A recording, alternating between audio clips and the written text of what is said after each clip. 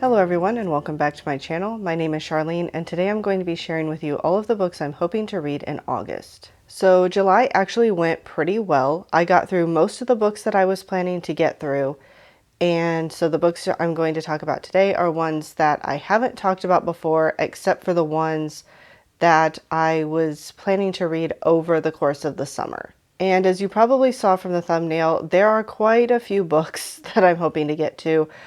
I don't know if I'm going to be able to get to all of them, but we will see. But there are a lot that I'm hoping to get to for a variety of reasons. So let's just go ahead and get started with the books that I am planning to read for my Bible study. So earlier this year, I was working on Mere Christianity by C.S. Lewis, and I was also working on The Message of the Prophets by J. Daniel Hayes. However, I ended up putting those books aside because my church was running a women's Bible study this summer, and we were doing the book He Is Enough by Asheritah Choo-Choo. And so this was a lot, to be honest, on a day-to-day basis. And I did not have time for the other books that I was wanting to work on and this one at the same time. So I ended up putting the other two books aside, but I do want to get them finished up. And Mere Christianity is going to be my first priority, just to give myself a mental break from doing a straight-on Bible study. And I believe I got through book 2 in that one, and it's divided into 4 books. So I should be able to get through that one in August and at least start back on The Message of the Prophets by J. Daniel Hayes. So that's my hope for those. And I'm just reading. Okay, let me back up. With Mere Christianity, I was just reading 1 chapter a day. With Message of the Prophets, however, I was reading through the book of the Bible that he was going to be talking about first, and then reading the chapters on that book. So that one was taking a little bit longer for that reason. But those are just kind of my read a chapter a day, for the most part, books that I'm doing on my own. I haven't talked about them much because I haven't been working on them as consistently, but I do want to get them finished, and when I do, then I will talk more about them. All right, the next 3 books that I'm wanting to get to in August, I'm wanting to finish all 3 of these, and these were the 3 books that I was hoping to work on throughout the summer. Since it's been a little while since I've actually talked about it on here, and I know it can get confusing with how everybody does their TBRs, I'll kind of go over mine again. So earlier this year, I decided to divide my TBR up into categories and say these are the categories that I'm wanting to prioritize, and then I will pick books that fit those categories. So the categories, assuming I'm not missing one, are Sanderson books, French books, books on or by the Brontes, new releases, series I want to finish, graphic novel and manga, Arthurian legend, and miscellaneous. I believe that's all of them. Now, I am not planning to read another Bronte book until, I think, September. So there is not going to be a Bronte book on this list, but the rest of them are here. So in the Sanderson category, the book I've been working on is Words of Radiance. I so far have finished part 2. There are 2 bookmarks in here. One is marking where I'm at. One is marking my next stopping point. My goal was to read through part 3 by the end of July. I am hoping to start part 3 today, and I'm filming this a little bit before the end of July. So I'm hoping to have part 3 done or close to done by the end of the month, and then read parts 4 and 5 in August, because part 5 is really short. So currently that puts me on, if I can find the bookmark, puts me on page 407. So not even halfway through the book, but I am really enjoying this one so far. And this is a high epic fantasy, so I don't even know what to say about this book. There's a lot of characters, a lot going on. And it's the second book in a series. So, all right. Then the next book I was working on this summer is A History of France by John Julius Norwich. And this is for the French books category. I've read several French classics, but I know very little when it comes to French history. So I bought this book earlier this year, hoping to read it and have a better idea of when the books I'm reading actually take place and what was going on at the time and all of that. So at this point, I am a little over halfway through. There's, I believe, 22 chapters, and I've read through chapter 12. So I am making a lot of good progress, and I have a ton of tabs in this. Although as daunting as that might look, keep in mind the yellow ones, if you can see the color, those are the tabs for every time there's a new king who comes to the throne. So, all right, the last one I was working on this summer is not part of one of my TBR categories, but it's the one that you guys voted on in my One and Done Classics video, and that is East of Eden by John Steinbeck. I have finally made progress in this book. I read through part 2, so I'm not quite halfway through. I still have about 330 pages left in the book, and I should be able to have this done by the end of August, like I told you guys I would. So all I really knew about this book going into it was that it was a kind of retelling of Adam and Eve and Cain and Abel from Genesis. Now, I will say, having read parts 1 and 2, I think there are possibly parallels you could draw from Adam and Eve and Cain and Abel. However, well, at least Adam and Eve. I don't know the Cain and Abel side of it yet. I haven't gotten that far.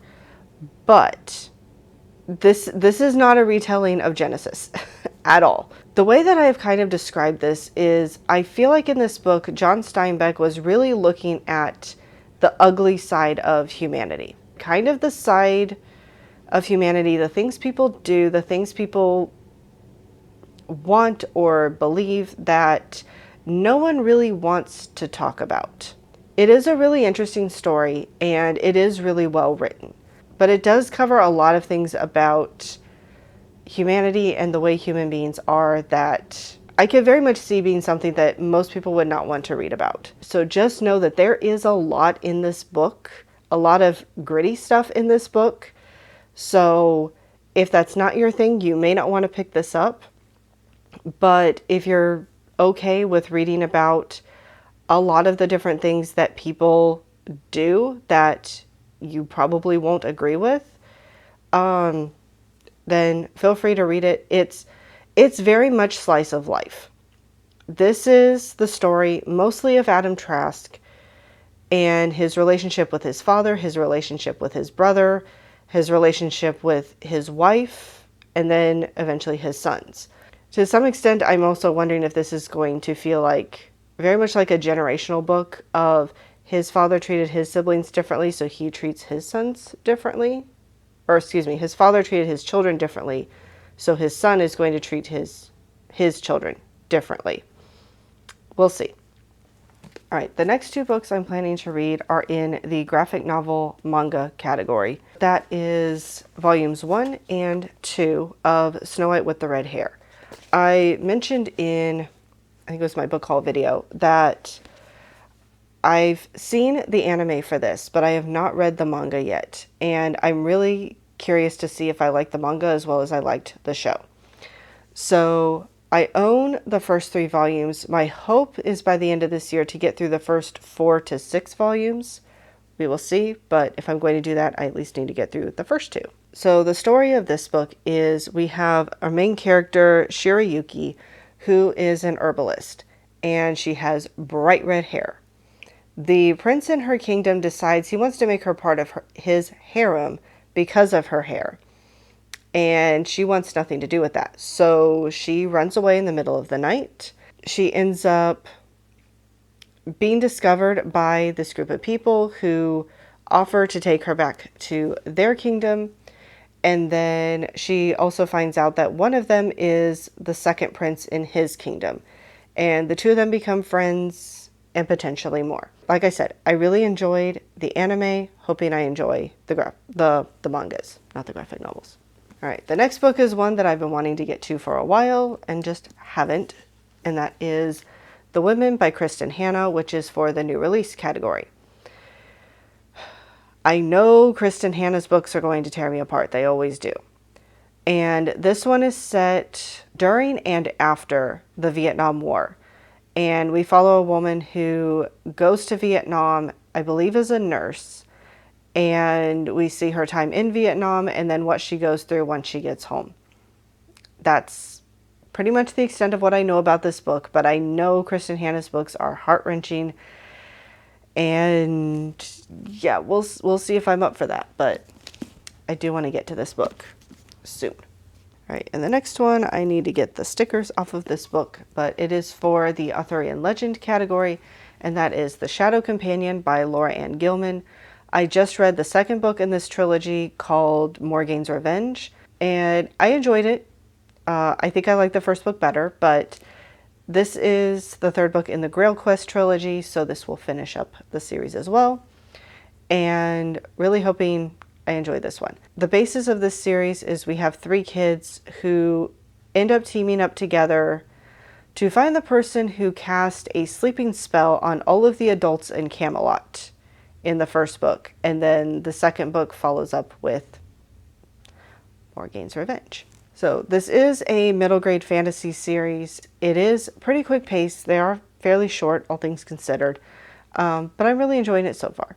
All right, the next book on my TBR is actually for the series to finish category, and that is The Seaside Corpse by Martha Jocelyn, which is the 4th and final book in the Aggie Morton Mystery Queen series. So I read The Dead Man in the Garden, I think in May, either May or June actually. So wanting to get to this book and finish up this series, I have really enjoyed this series. These are very much cozy middle grade mystery books. And Aggie is very much the author's version of Agatha Christie as a child. There is a boy named Hector Perro who is supposed to be a boy that would later inspire Agatha Christie to write Hercule Poirot. Her Granny Jane is basically Miss Marple, and the first book in the series is the only one that doesn't take place while the characters are on vacation. So in this one, I know they're going to the seaside, but beyond that, I really don't know.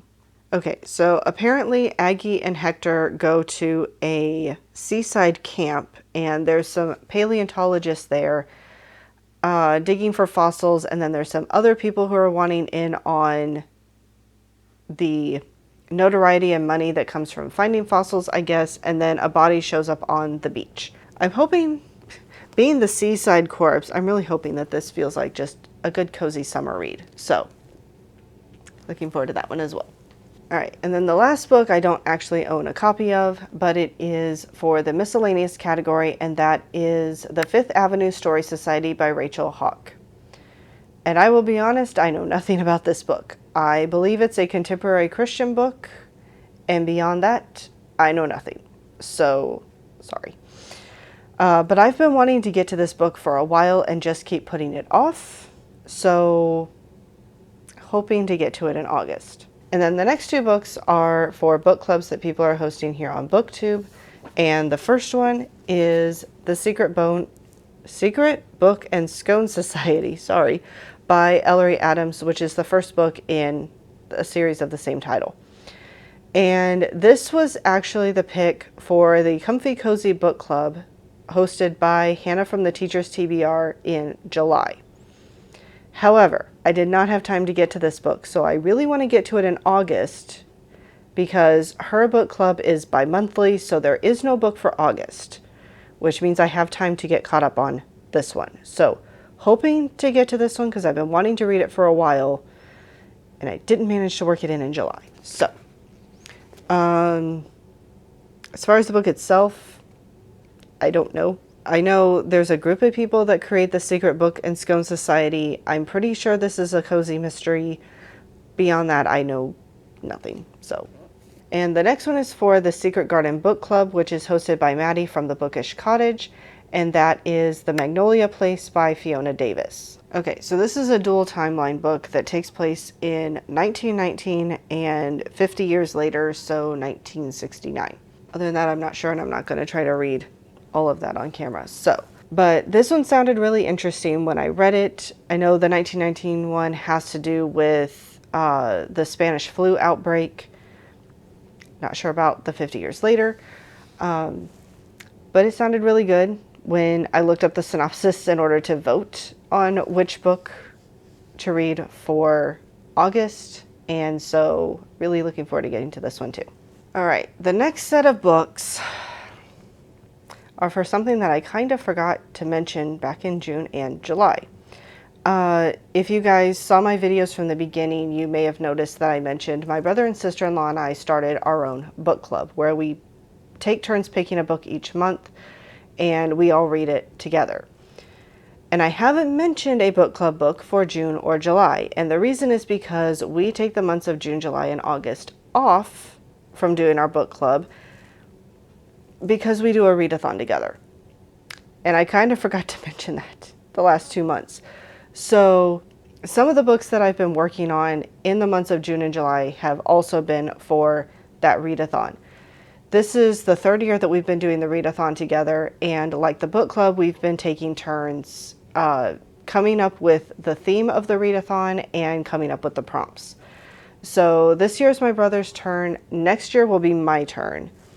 And typically we have about 12 prompts to complete over 3 months because there's no way I'm getting to 12 books in a single month. So we stretch it out over 3 months so we all have plenty of time to get to all of the books. So I still have 4 books that I need to get to for that. I'm not going to go into the prompts for these books. I'm just going to talk about the books themselves. But these are the last 4 that I need to finish.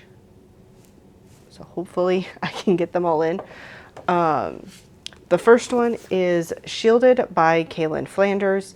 I randomly came across this book, I believe in my Hoopla app a few years ago.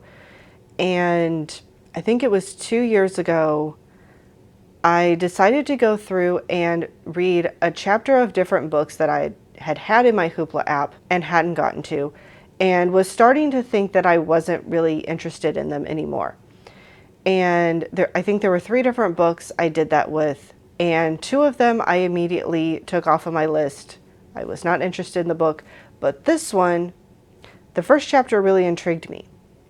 Unfortunately, I never got back to it. I even bought a copy so I could read it and never got back to it. First of all, I love the cover on this book. And I have dust on there. But this is, as far as I know, there's only 2 books in this series. So should be a pretty easy one to continue and finish once I read this book. But this is a YA fantasy book. Like I said, I really enjoyed the first chapter. I thought it was really well written. So hoping I enjoy the rest of the book. But at this point, I don't know much about this one anymore. So in this book, Princess Janicera has skills on the battlefield that she wants to use to help her kingdom, but her father refuses. She is instead betrothed to someone else, and on her way to meet her betrothed, the royal caravan is ambushed. And so she has to hide her true identity, probably in order to protect herself and her betrothed. Yeah. I really don't, like I said, I clearly don't know much about this book anymore. I did at one time know something about it. At this point, I don't because it's been sitting on my shelf too long. But this readathon is a good excuse for me to get to that book.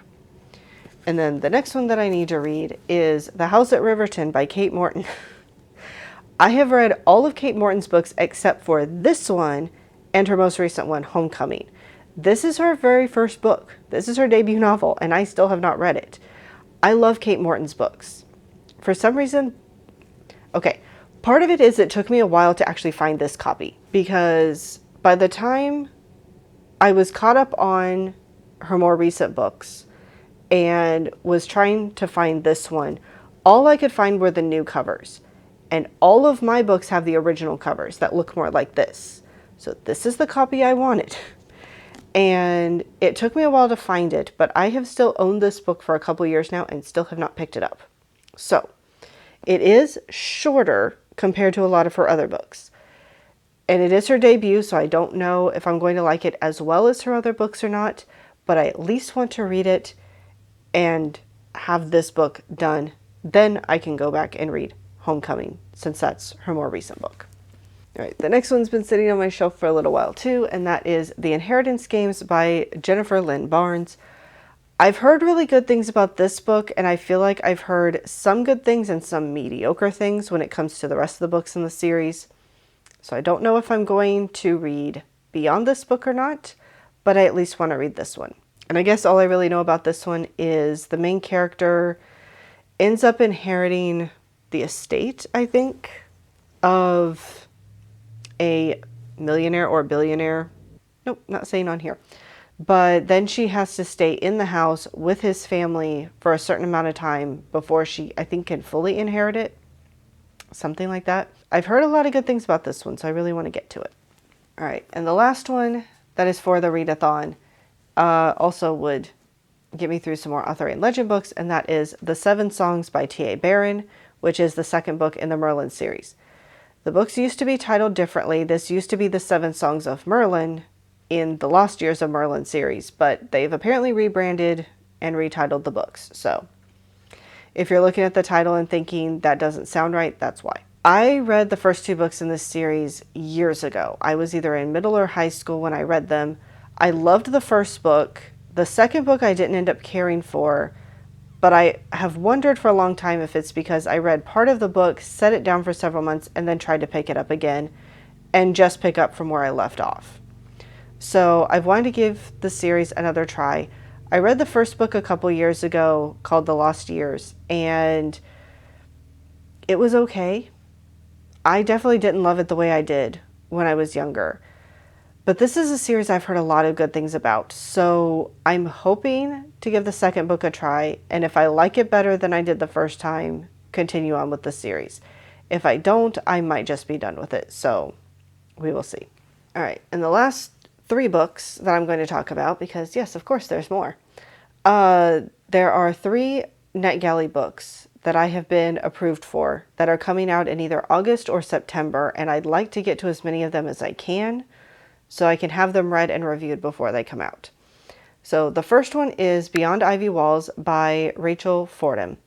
And I believe in this one, we're following a woman who she's working to provide for her family because her father was injured, and she's hunkering down in an abandoned house near, or an abandoned building near an estate. And then the man who has inherited the estate, now that his father and brother have passed on, is coming back to, I believe, kind of clean up the estate and hopefully sell it. I don't think he's really planning to stay. But then I believe he discovers her in the abandoned house near his family estate. I don't know if he kind of hires her to clean up the place or just agrees to keep her secret, but from what I understand, I believe a romance buds between the two of them. So again, not one I know a ton about. I do know it's Christian historical fiction, and that's about it. And then the second NetGalley book I'm hoping to get to is The House of War by Simon Mayle. This one, I believe, is a nonfiction, and it chronicles the war between Muslims and Christians from about 638 AD until, I assume, the present. I don't really know much more than that, but I'm very curious to read the chronicle of all that has happened, because I'll be honest, from the end of the New Testament, there's not a whole lot that I know about the history of Israel and Christianity. So it'll be interesting to read this one. Okay, and the last book that I'm planning to get to, or try to get to in August, is The Gray City by Torben Coleman. And this one, I believe, is a graphic novel, and it's sort of a new release. It's already been out for a while in German, but the English translation is coming out in September. So this is a book about a city that is all gray, and a girl who breaks into the gray works and turns all the color back on. That's all I'm really getting, even from Goodreads. So I don't know anything beyond that. But I've read quite a few French graphic novels, because apparently that's what's popular on Hoopla, I guess. And so coming across this one, I'm really curious to read a German graphic novel for a change. Unfortunately, I'm not reading it in German because my German isn't that good, but I am still curious to read it. All right, so those are all the books that I'm hoping to get to in August. I'm not holding up that big stack of books again. It was hard enough to do it for the thumbnail. Yeah, very much questionable as to whether I'm going to get to all of them by the end of August or not, but I'm going to try to get to as many of them as I can. So, if there are any books that I talked about today that you would particularly like me to get to in the month of August, let me know down in the comments below so I can make sure I prioritize that one. Also, if you've read any of these books, let me know what you thought about them, and let me know which books you're excited to get to in August. And as always, I hope you're having a wonderful day, and I'll see you later.